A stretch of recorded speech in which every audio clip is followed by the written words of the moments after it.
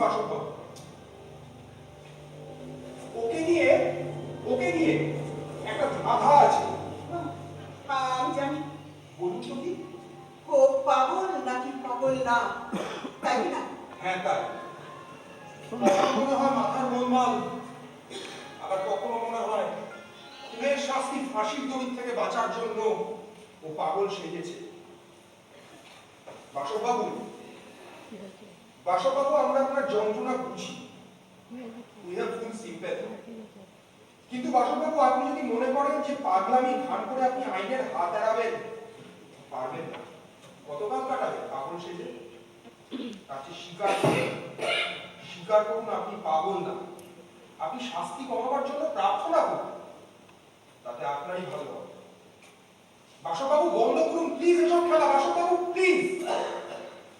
আপনার কি মনে হয় বলুন তো ম্যাডাম? এতক্ষণ তো কাটালেন এই মানুষটার সাথে, কিছু বুঝলেন? পাগল কি পাগল না? হ্যাঁ, কখনো মনে হয় বদ্ধ উন্মাদ, আবার কখনো মনে হয় পুরো সুস্থ। ধাঁধা, মস্ত ধাঁধা। আমাকে 5 মিনিট সময় দিলে আমি বলতে পারি ও পাগল না সুস্থ। পাগল বলতে 5 মিনিট কেন, আপনি 10 মিনিট সময় নিন। তবে যা করবেন খুব সাবধানে করবেন। মনে হচ্ছে আপনি পারবেন। আমরা আছি, বাইরে বৃষ্টি থেমে গেছে, আমরা বাইরে আপনার জন্য অপেক্ষা করছি।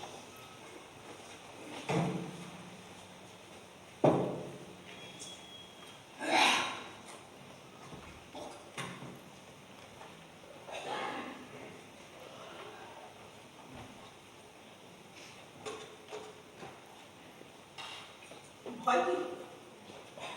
কিসের ভয় পাগল সেজে থাকবে বাসব? দেখো দেখো, তুমি যা করেছো একদম ঠিক করেছো, কিন্তু কিন্তু আমার কাছে স্বীকার করো। দেখো দেখো, আমি এক্সপেক্টেড বলবো না।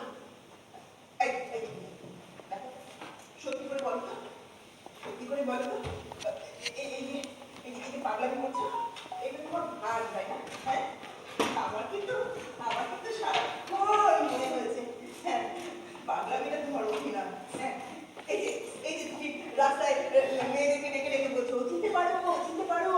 আসলে এইভাবে তুমি চাউ করে বেড়াতে চাও যে তুমি একটি আস্ত পাগল।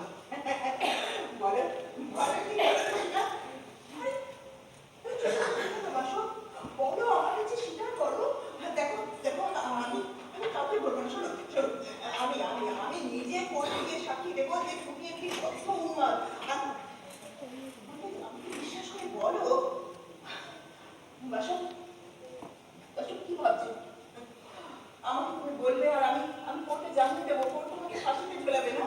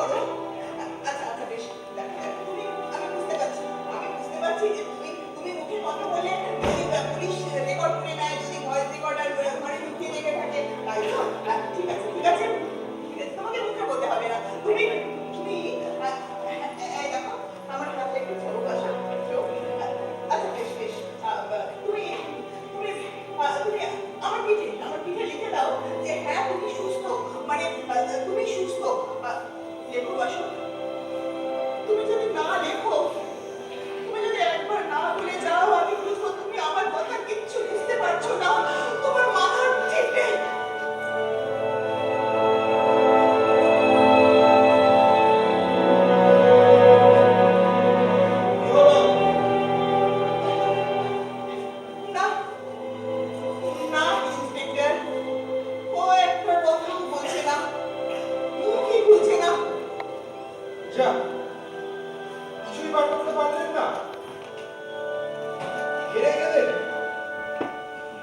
জায়গা। বাসবাবু, আসুন বাসবাবু, প্লিজ।